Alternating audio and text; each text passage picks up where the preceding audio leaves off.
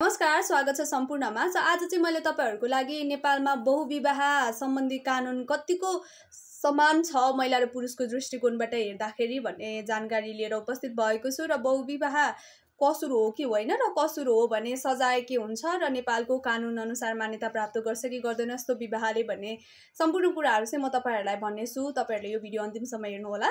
So हामीले नेपालको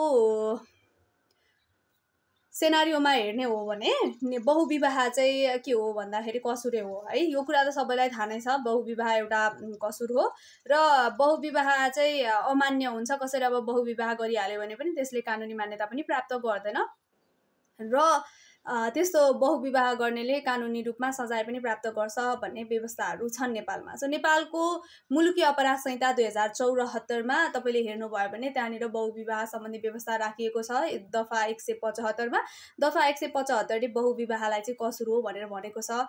र बहुविवाह हामीले उक्त दफालाई हेरेर मैले चाहिँ के बुझ्छु भन्दाखेरि जेनरली बुझिने त्यही नै हो सबैजनाले। सो उक्त दफामा चाहिँ के भनेको छ भन्दाखेरि विवाहित पुरुषले वैवाहिक सम्बन्ध कायम रहेको अवस्थामा अर्को विवाह गर्न हुँदैन। यानी कि कुनै पनि विवाहित पुरुषले यदि वैवाहिक सम्बन्ध कायम रहेकै बेलामा चाहिँ अर्को विवाह गर्छ भने त्यसलाई उक्त पुरुषले चाहिँ बहुविवाह गरेको मानिने भयो हैन। तर फेरि महिलाको पर्सपेक्टिभमा महिलाको केसमा हेर्ने भने चाहिँ के छ भन्दाखेरि कुनै पनि महिलाले विवाहित पुरुषसँग जानी विवाह गर्न हुँदैन। यानी कि कुनै पनि विवाहित पुरुषसँग चाहिँ कुनै पनि महिलाले यदि ऊ विवाहित हो भनेर थाहा पाउँदै विवाह गर्छिन् भने त्यो पनि बहुविवाह अन्तर्गत नै पर्यो।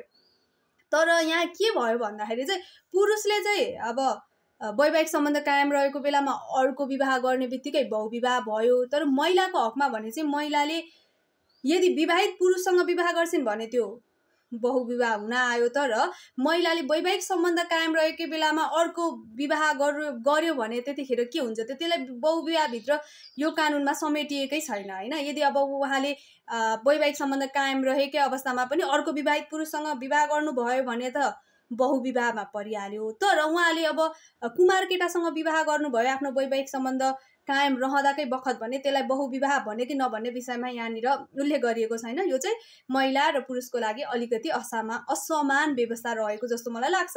र बहुविवाह चाहिँ स्वत बदर हुन्छ भनेर पनि सोही दफामा व्यवस्था गरिएको छ। यानी कि नेपालको कानुनले बहुविवाहलाई कानुनी मान्यता पनि दिँदैन र बहुविवाह गर्नेलाई चाहिँ 1 वर्षदेखि 5 वर्षसम्म कैद र 10,000 रुपैयाँदेखि 50,000 रुपैयाँसम्म जरिवाना हुनेछ भन्ने व्यवस्था पनि गरिएको छ। तर एउटा अपवाद छ, यदि पति र पत्नी चाहिँ अंशबन्डा गरेर भिन्न हुनुभएको छ कानुनी रूपमा भने चाहिँ त्यस्तो अवस्थामा चाहिँ महिला र पुरुष दुवैले चाहिँ पुनः विवाह गर्न सक्छन्। यानी कि त्यस्तो अवस्थामा गरिएको अर्को विवाहलाई चाहिँ हामीले बहुविवाहभित्र राख्न सक्दैनौँ।